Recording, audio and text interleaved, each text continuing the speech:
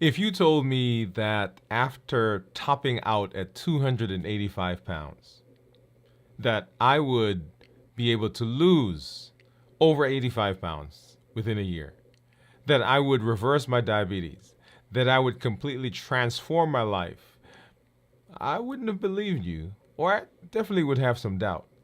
But this journey isn't just about reversing diabetes, and it's not just about a year of transformation. It's actually 25 years in the making. Hey, if you're new to me, I'm Dr. Dwain Woode. That's Wood with an E. The E stands for endocrinology. Here on the channel, I educate, I empower, and I encourage you to take charge of your health and your life, avoid complications, and go to the next level. And in this year, new year, new you. I'm talking to adults with type 2 diabetes who want to put their diabetes in remission, get off of medication. In fact, for those who want to reverse their diabetes, that's what we're doing. And right now, I am in the beginning parts of a 72-hour fast like we do here on the show. So glad that you're here with us. If you're new, go ahead and put new in the comments because I'd love to welcome you with a hand clap and some music. And if you do have questions as we go throughout the evening, go ahead and put those in the comments in the chat as well. Put a Q in front of it because I'd love to welcome you and answer those questions as we go into the evening. And you guys know, as we do the way we do, I've got my monitors here that we're going to be taking a look at. I've got my meters, and let me pop over. I've got that right here over the side. See, I've got that right here. We're going to be taking a look at that in just a minute. And right below, that's right, that is my report. That is my Dexcom Clarity report that we'll take a look at here in just a minute. I do want to say hello to some of our community members that I see out there. I see Teresa. Hey, Teresa, thanks for coming through. She said congratulations. She said hello, Dr. Woode. Big congratulations. Thank you for that as well. And if you are on Instagram or LinkedIn or any of the social media platforms, we are welcoming you here tonight. Glad that you took some time to hang out with us. So as you know, we do a 72-hour fast once a week, and I am, let's see, how many hours now? 21 maybe hours into this week's fast. So we'll take a look at my numbers in just a minute. As you know, this is an interesting week because we've got a holiday coming up over the next weekend, and this is our beach trip, y'all. So we enjoy that time. So we'll talk a little bit about what that's going to look like as we move into the rest of the week and into the check-ins for the rest of this week as well. So let's go ahead and let's take a look at well, let's do our check-in. Let's go through our check-in. And I always do a check-in because there are three areas that I like to talk about. And these are the places where people tend to have difficulty. So let's back up a little bit and let's talk about what we're doing, right? So new year, new you. The goal is reversing diabetes. That is our thrust. That has been the catalyst for all that we've been doing. The shows that we've done over the course of the year, the tools that we've been doing, the community meetups, and all the conversations that we've been having is with the intention of setting you up for success for reversing diabetes. Got it? Yes. Okay. And so one of the major tools that we've been using is the tool of fasting. And so at the beginning of the year, we threw out a challenge to say, hey, we want everyone in the community to begin working their way up to be able to fast for one 24-hour period once a week. That was the goal.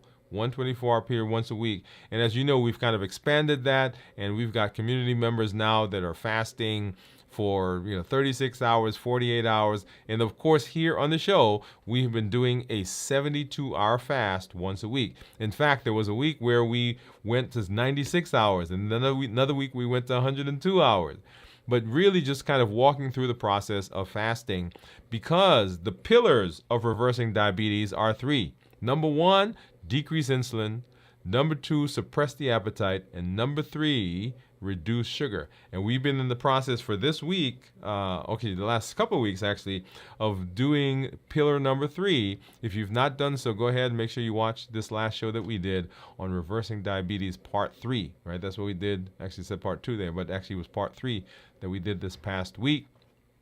And we're moving into further conversations as we go into the rest of the season, into the rest of the year.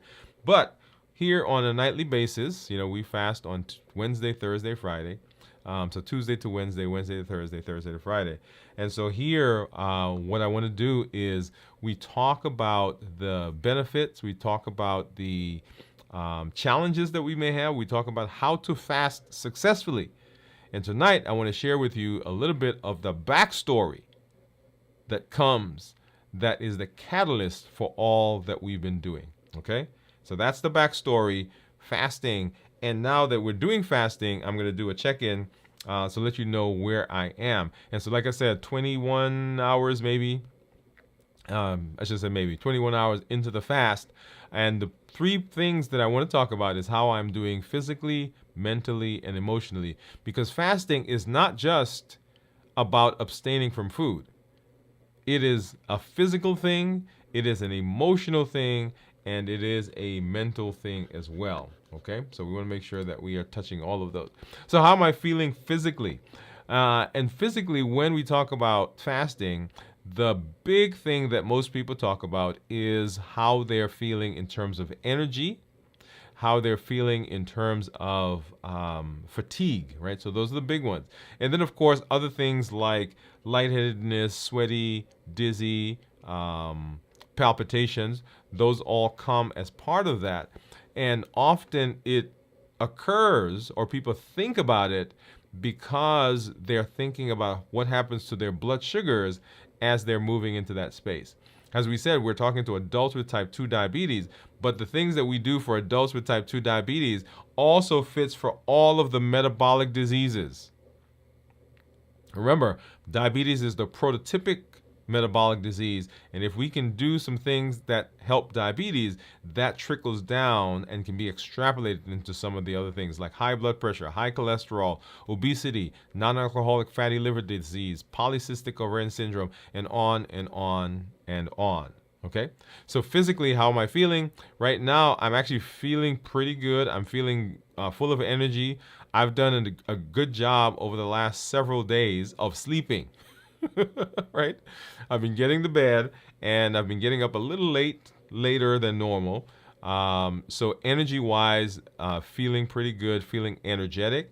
I'm not feeling lightheaded or dizzy. I've been doing a good job of hydrating. That's the other thing that sometimes can be that show up in the course of the physical, how people are feeling.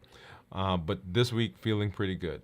How am I feeling mentally? I'm feeling pretty clear. I'm feeling sharp. I'm not feeling foggy or dull. I don't have any difficulty in terms of, if you remember last week, I was having a little difficulty as I was getting back into the week. A little bit of concentration. Was feeling a lot more fatigued because we had been away on a camping trip and just kind of getting back into the swing of things. This week, actually doing fairly well and not feeling any of those symptoms. Okay, and then emotionally, actually, I'm excited. I am pumped. I am happy. And I'm all those things. One, because we've got a holiday coming up, right? So this is our annual family trip that we do. So I'm excited about that. But I'm also excited because I am about to talk to you all about the journey, part of my journey. Okay, and I've been kind of thinking through this process. I've written out some stuff, so you'll see me looking at some things. I wanted to make sure that I wrote those down so that I can share that information with you as I move through this process. Okay, so but right now feeling physically good, mentally clear, feeling sharp, and then emotionally just very excited to be in this space with you. All right, so let's hop over and let's take a look at what my blood sugars are doing. And we'll take a look at my meter. If I can get over to that here in just a second. And you'll see on the screen, so that is my Libre. And my Libre right now says that my blood sugar is 92. If I go over to, okay, I thought I had the Dexcom. There we go. If I go over my Dexcom, let's see what it says. I'll come up there in just a minute. So continue to the app. Okay, because it was closed, it'll take a minute to pop up, but we'll see that populate. But in the meantime, let's hop over and let's take a look at what my finger sticks are going to be.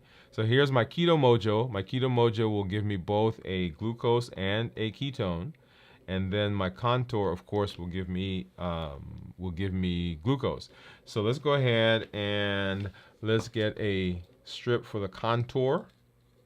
Get this one off of the screen and get that in there. And then for the Keto Mojo, as I always do, I'm going to start with the glucose, and then we'll come back and do the ketone. So let's get the ketone strip off.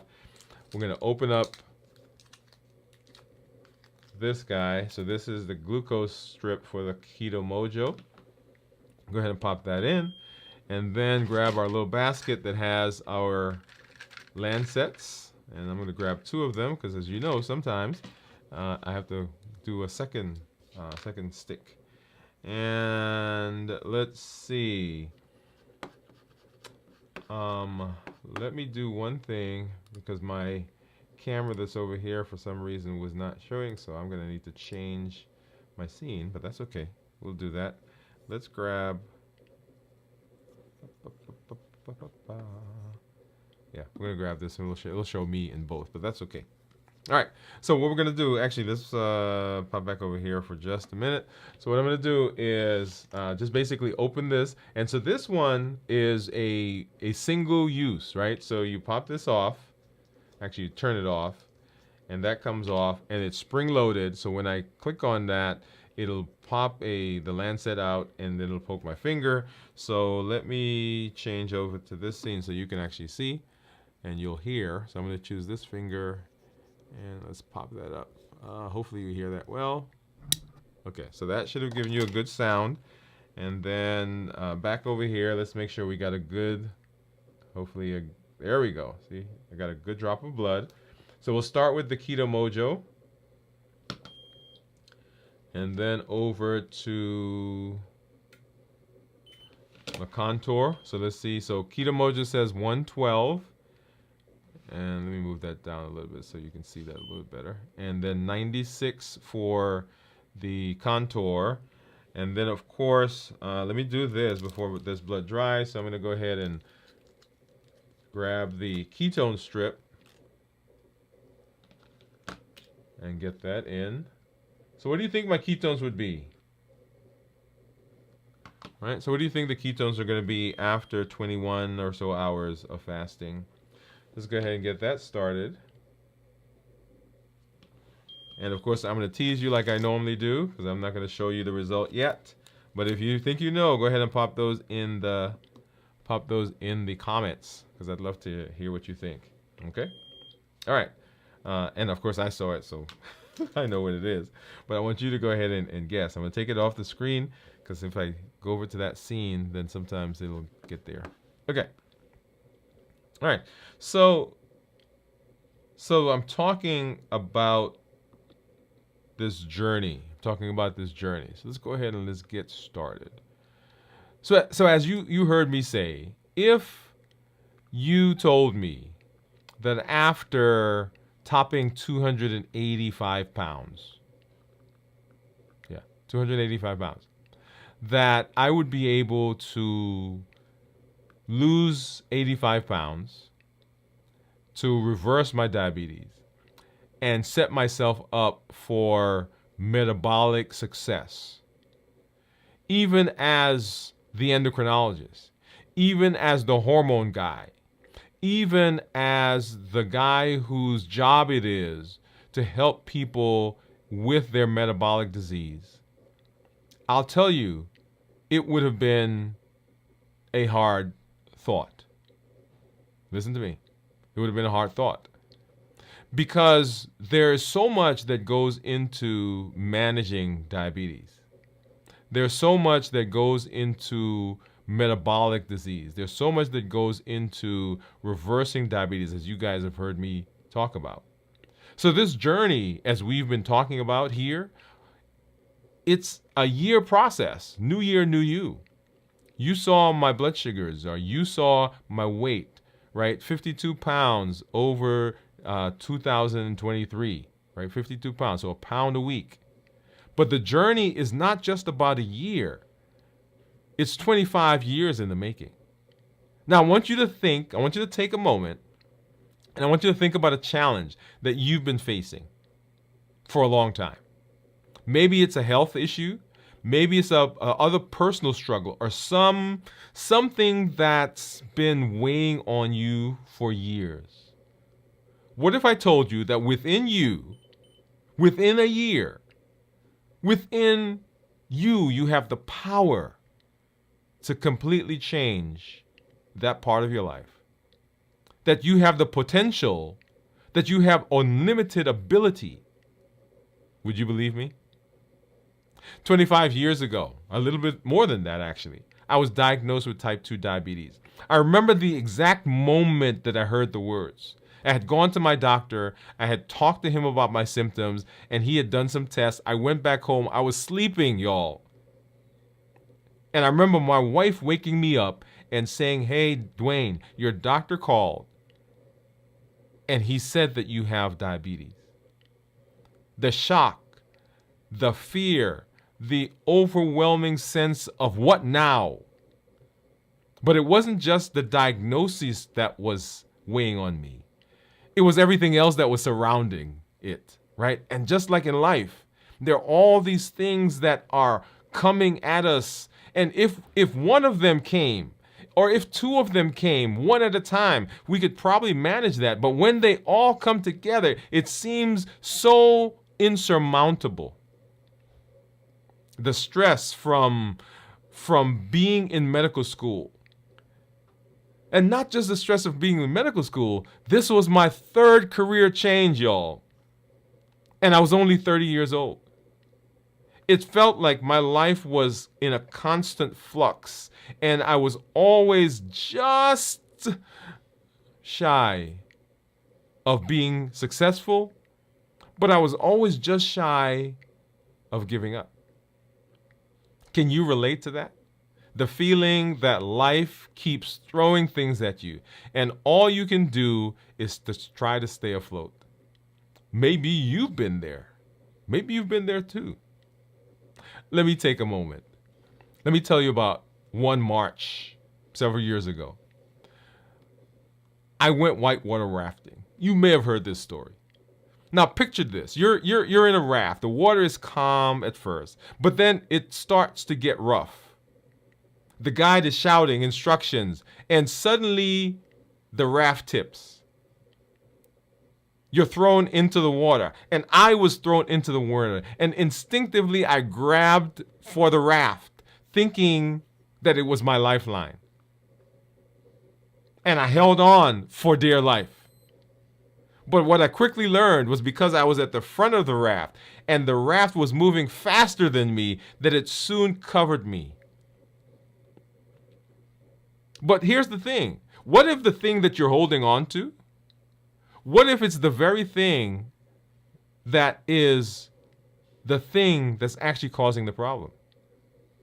What if the very thing you're clinging to for safety is actually what's pulling you under? That was me, under the water, clinging to the raft, trying to hold on for dear life, but the more I held on, the more I realized I couldn't breathe. I was under. Do you know what's under a raft in the water? There's not a lot of air. In fact, there's no air. And it hit me. How often do we hold on to things in our lives that we think are saving us when in reality they're dragging us down?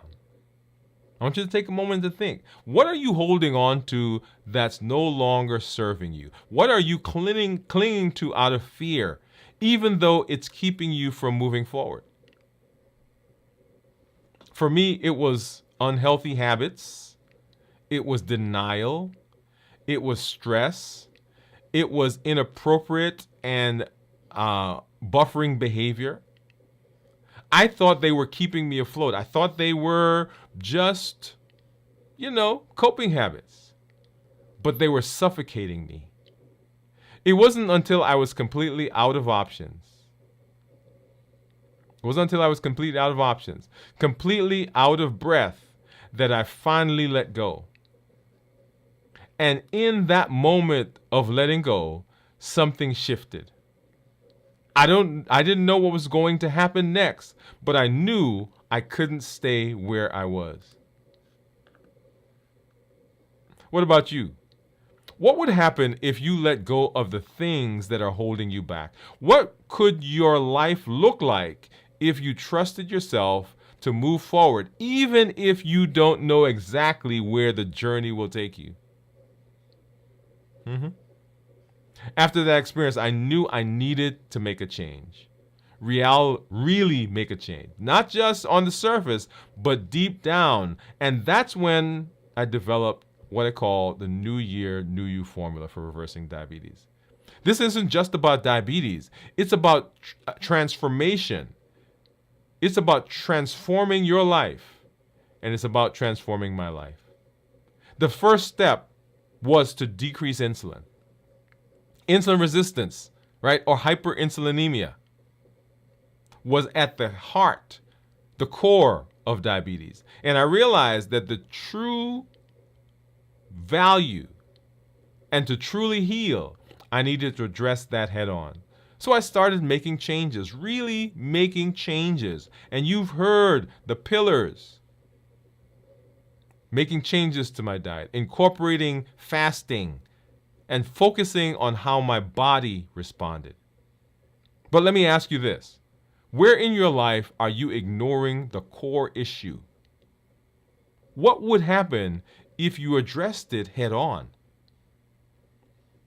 But fear sometimes, denial, and the anxiety that comes from the unknown, it pushes us in a direction that doesn't allow us to stay at the fight.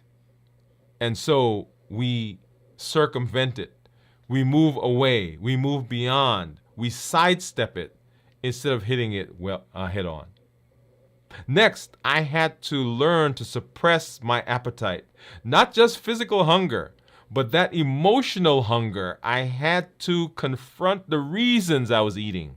Not because I was hungry, but because I was stressed, I was bored, I was anxious, I was depressed.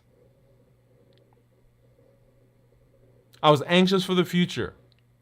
I was worried about the present, and I was depressed about the past. So I started practicing mindful eating.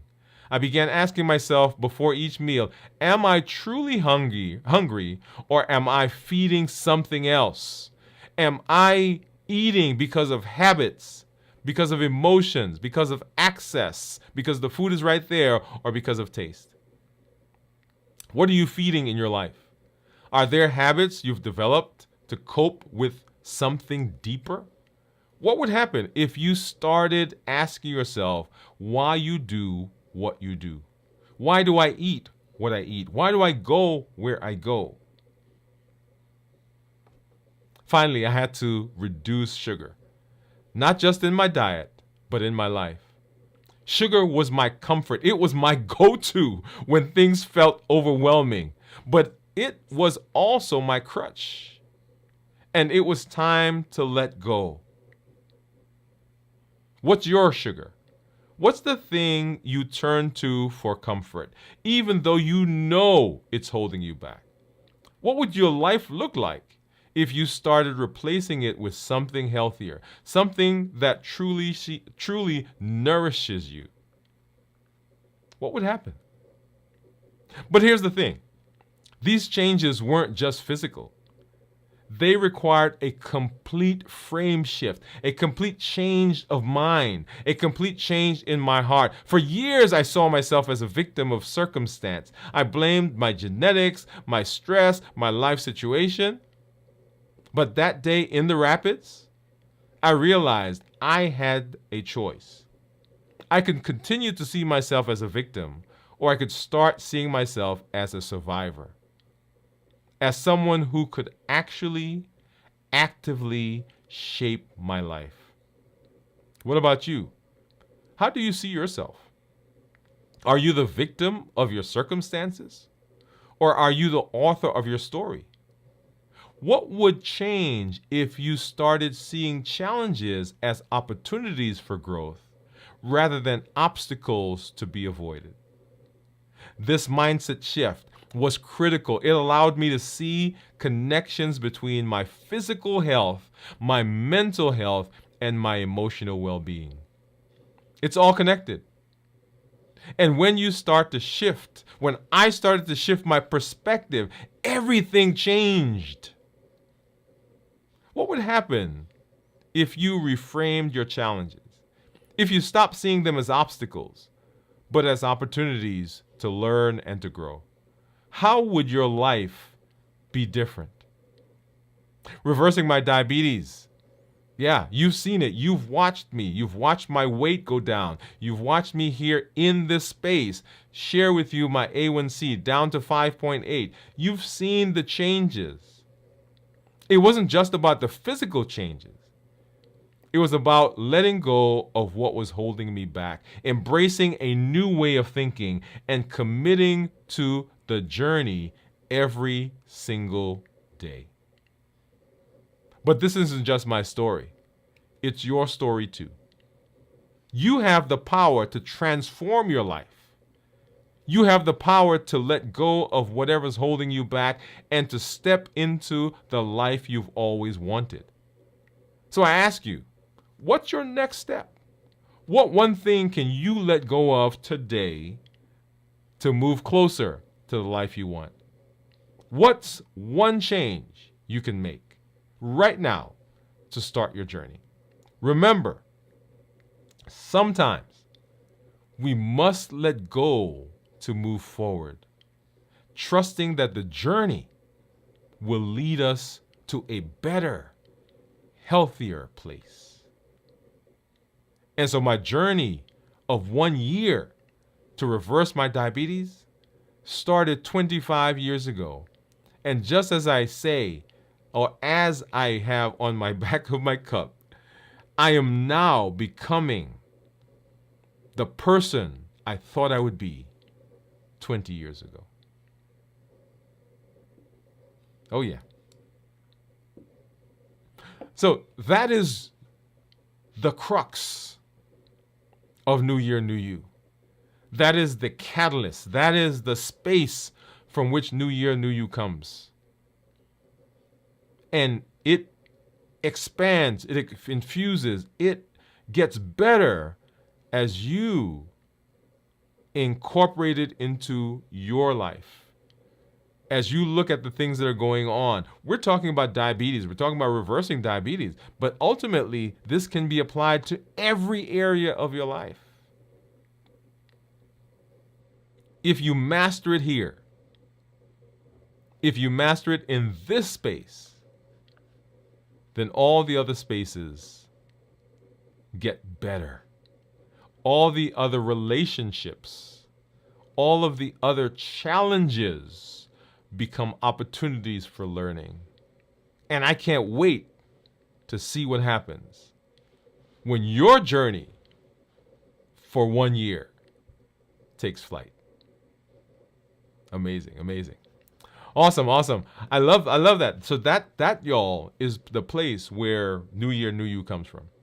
And all the things that we've been learning, all the things that we are doing are with the idea that there is ultimate power, there is ultimate ability at our fingertips, that we have the ability to grasp and to access that. And we access it through the Triple E formula for success. We educate, we empower, and we encourage.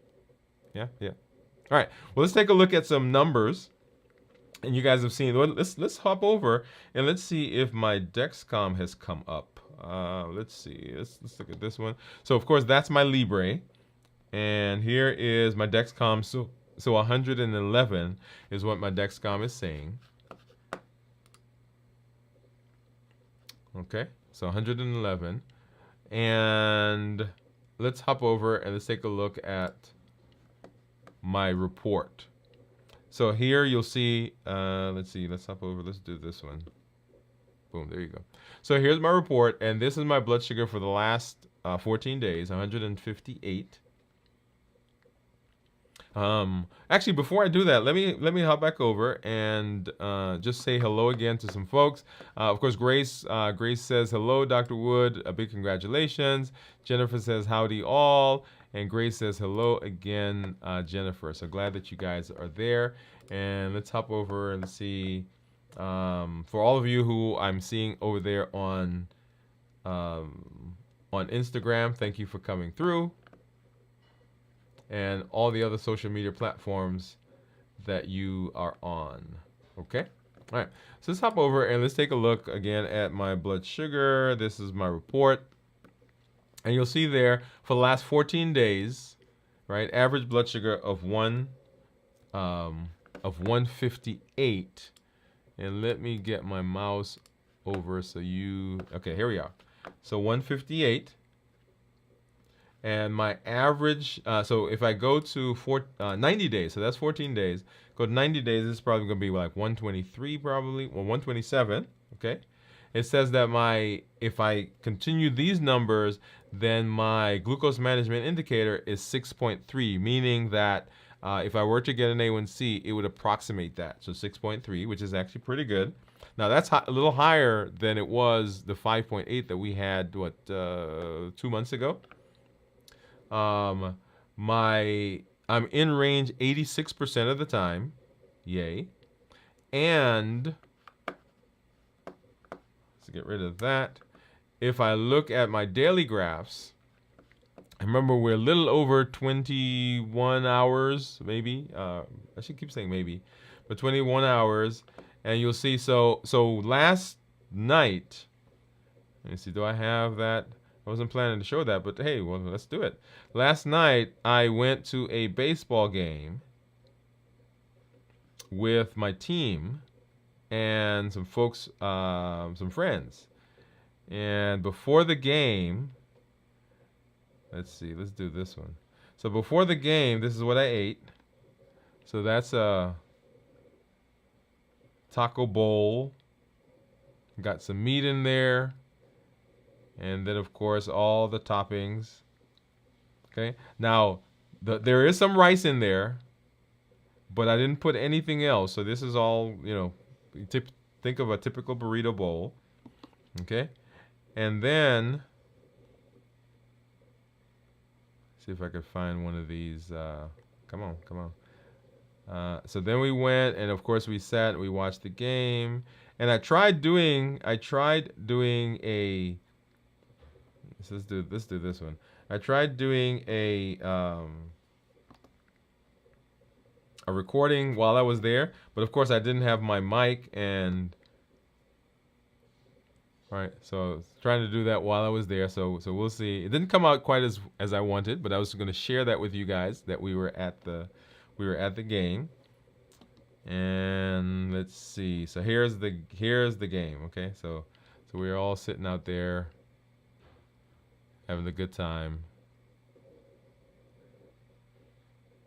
And so we have the Trash Pandas, right? Trash Pandas are who, that's our team here in Huntsville.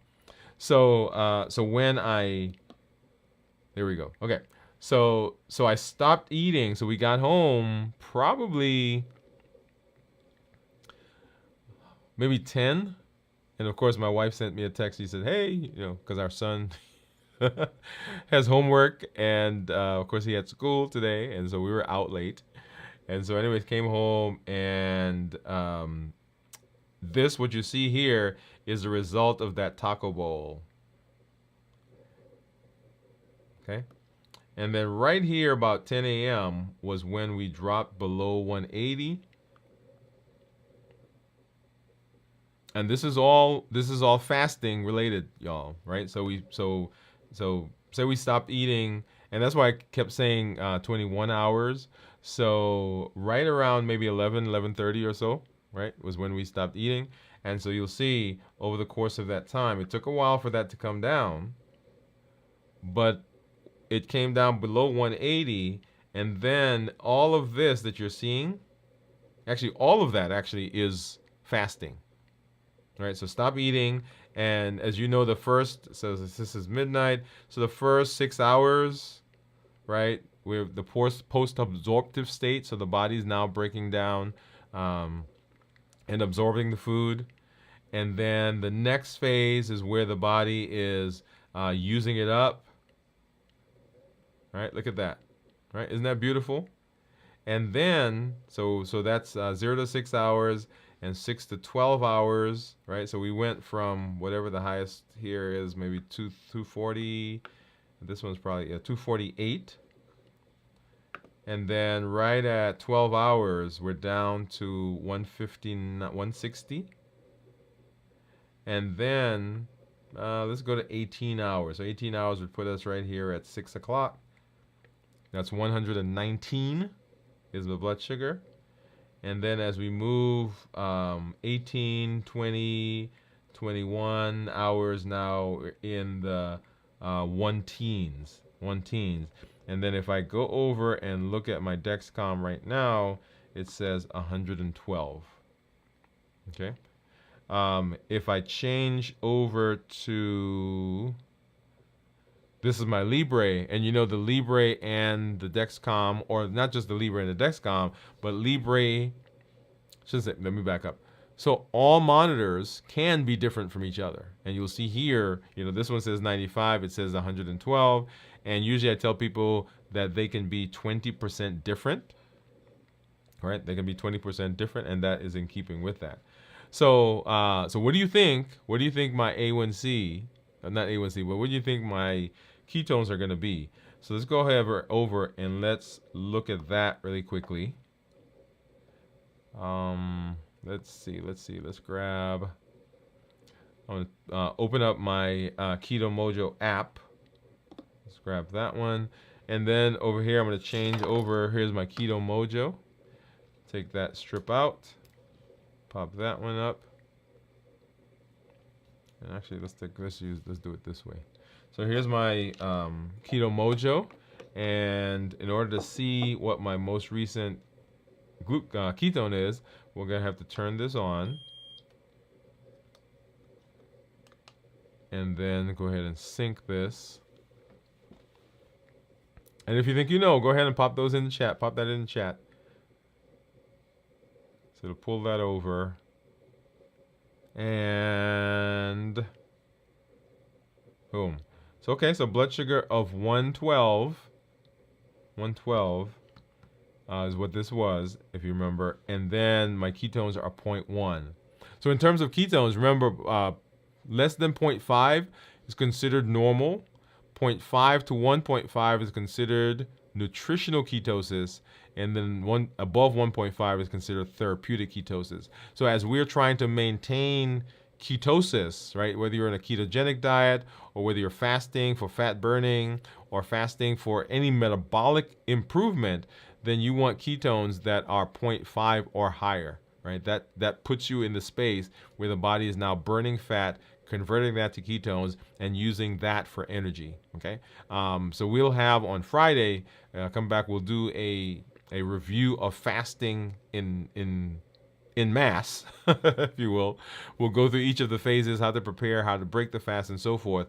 But in terms of just being in the fast, if we are using fasting as a tool for metabolic improvement, then we want our ketones to be 0.5 or higher. Okay.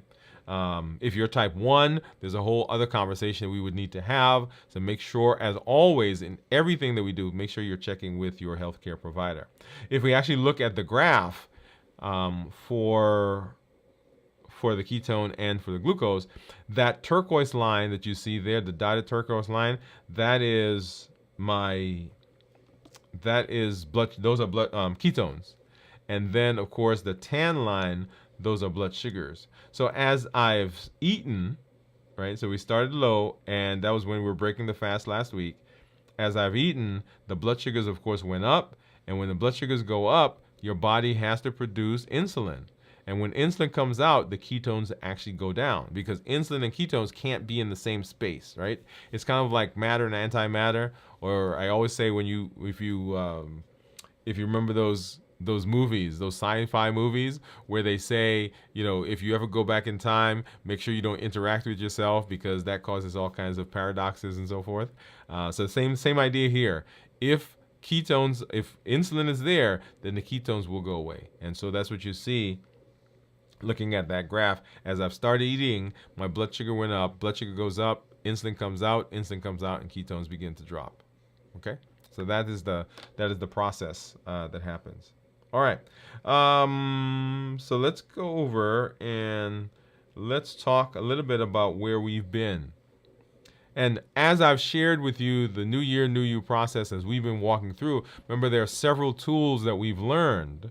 And we've learned, of course, the tools of the 5 whys. You're coming up with your why. And we'll go through the challenges here in just a minute. The 5 whys. What is the reason for you wanting to be healthy? Is it a family thing that you want? You guys have been married and finally you're getting ready to retire and you want to be able to travel and do all the things you guys said you were going to do years ago. You have a daughter, a son, a nephew, a cousin, a grandchild who's getting ready to get married, and you want to be healthy for them. You have a surgery or some procedure that your doctor says we can't do it yet. We can't do it now because your health is not where it needs to be. What is your why? Maybe you just want to be healthy so you can remain healthy and stay around for longer. What's your why? You've put all this time in and working, and now that you're ready to retire, you want to be healthy so you can enjoy it. What is your why? The why is important because the why is what will push you when things get rough, and they will get rough. There are going to be times where you won't care. There are going to be times when you're going to be tired of blood sugars and food and thinking about it. What is going to give you the wind beneath your sail is going to be your why. So that's one of the tools that we learned. Then we learned fasting, right? And so what we do here on the channel on these fasting days is talking about how to fast successfully. It's a whole conversation we can have about that. The HEAT model, right? Habits, emotions, access, and taste, right? Those are the triggers that will push us to break our fast, to get off of our eating plan, and it will derail us if we're not careful, right? The model, that's a model that we learned. Emotional intelligence, being mindful. In my discussion a little while ago, I talked about being mindful, being able to see where I am, to be able to think about how I'm feeling and what are the things that are pushing me to eat, to buffer, to be in a space that I know can be detrimental, but yet in that space anyway. Being emotional intelligence, the ability to know where you are emotionally, where other people are in relation to you, and to use that for your benefit.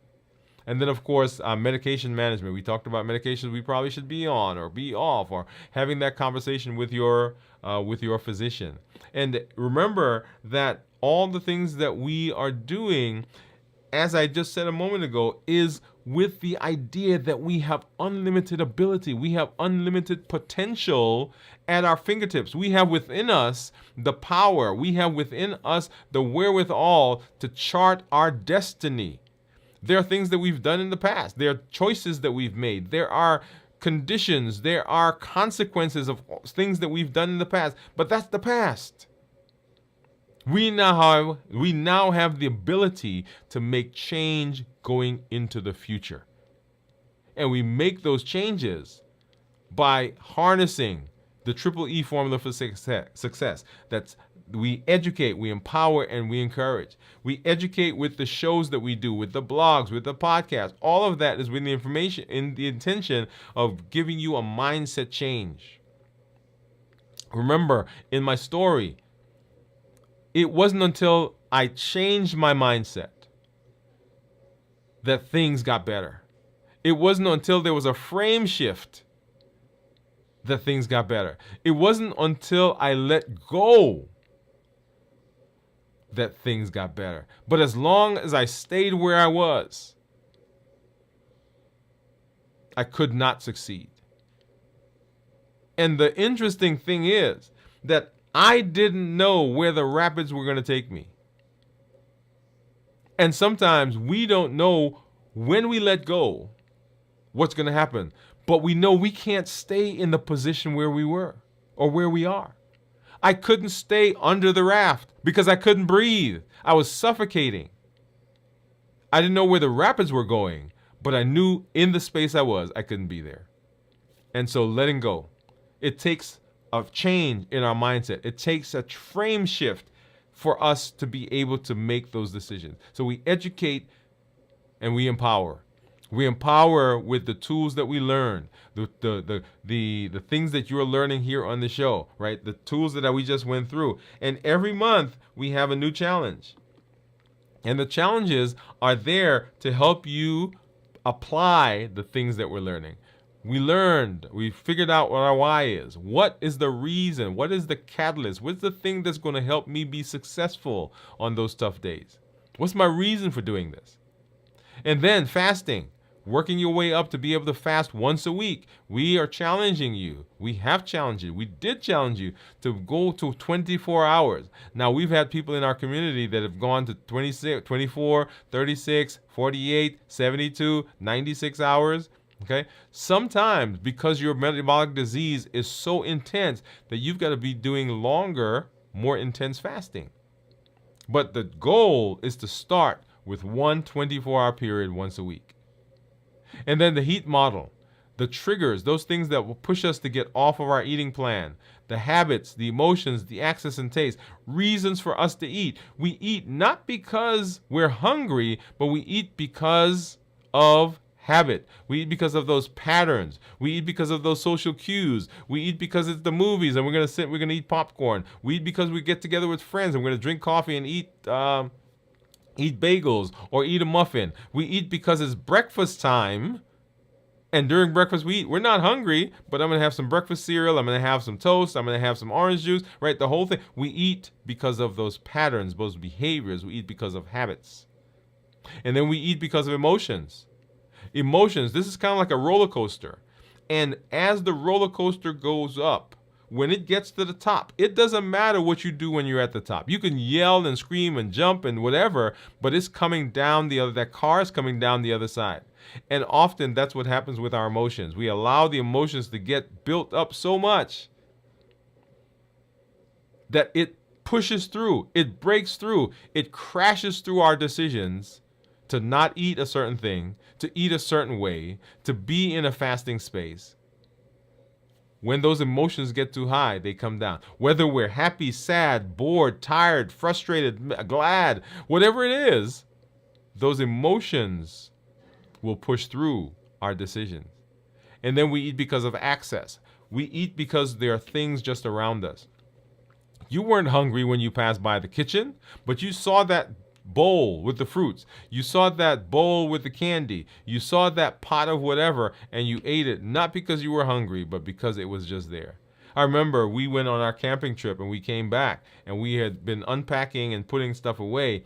And so I'm standing there and I'm not hungry, right? But someone next to me opened a bag or a box or something, and within the bag were chips, bags of chips, small chips that we were supposed to be putting up. Right, and some candy and cookie. And I walked over and I grabbed two. I'm not hungry, but it was there. You guys know my story about nuts, right? Almonds and cashews. I can't bring them in here because if I do, it's going to be on. We eat because habits. We eat because of emotions.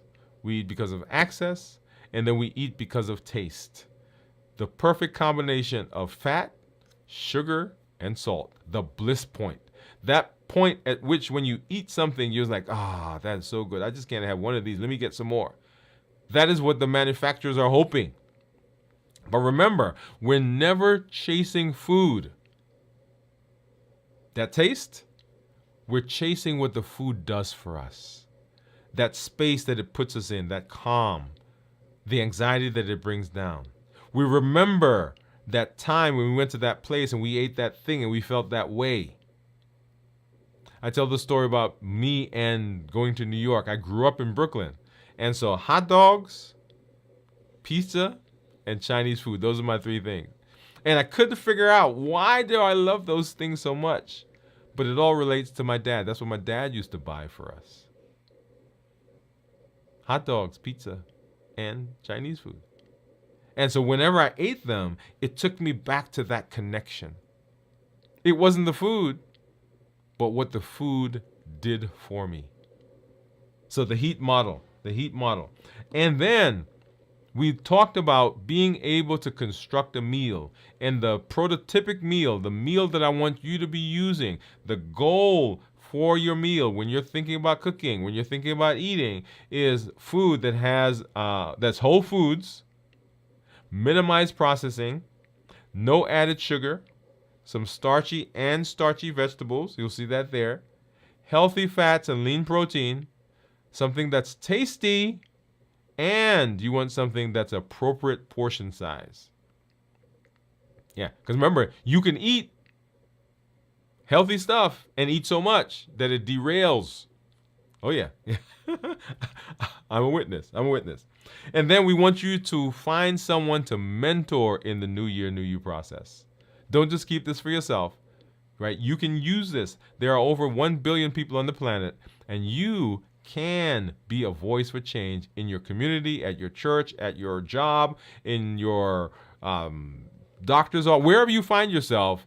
Say to someone, hey, I got something that I think will benefit us, that will benefit you. Let's do it together. And don't just tell people and then leave them alone and come back in 5 months. Walk along with them. Be an accountability partner, right? Find someone to mentor. And then make sure you're getting checked. Make sure you're following up with your doctor, with your physician, your healthcare team. There are certain things that you need to have checked even as you are improving your metabolic health. Make sure you're getting those done. So one of the challenges was make sure that you get your labs done. And then, right, to tie it together, exercising. Adding some physical activity to your regimen.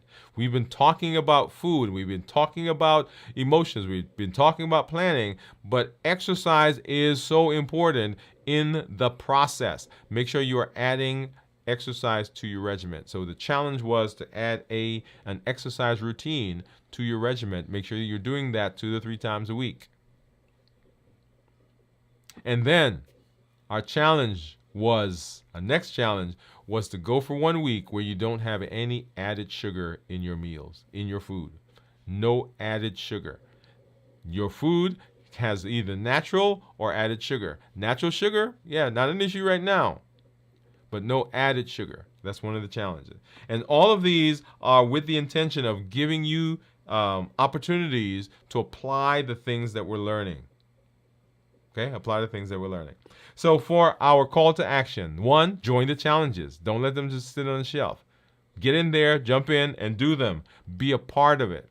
When you come, share your story. That's like we have community members that are telling us their A1Cs are improving, their weight's getting better, they're coming off of diabetes medications, they're coming off of other medications. All of that, when we hear that, we know that we can do it. If you can do it, then I can do it. And when we see places where you are challenged, then we can rally around you, we can support you, and we all know that we're not by ourselves. And then share the story. Invite a friend. Let them know that there's this space where they can come, where they can learn to be healthy, and they can make significant inroads in their metabolic disease. And then remember our triple E, not the triple E, but our pillars for success for reversing diabetes. Number 1, decrease insulin. Number 2, suppress appetite. And number 3, reduce sugar. That's it. That's what we do here on the channel. Hey, as always, I'm happy to be in the space with you. I love when we come through, when we're able to spend time together and learn and work together. So 25 years in the making, my 1-year journey to reverse diabetes. Hey, this is Dr. Dwain Woode. That's Wood with an E. The E stands for endocrinology. Here on the channel, I educate, I empower, and I encourage you to take charge of your health in your life, avoid complications, and go to the next level. And in this year, New Year, New You. We'll see you later this week on our check-ins, and then Sunday morning at 6 a.m. Central for This Week in Review. Good night, everybody.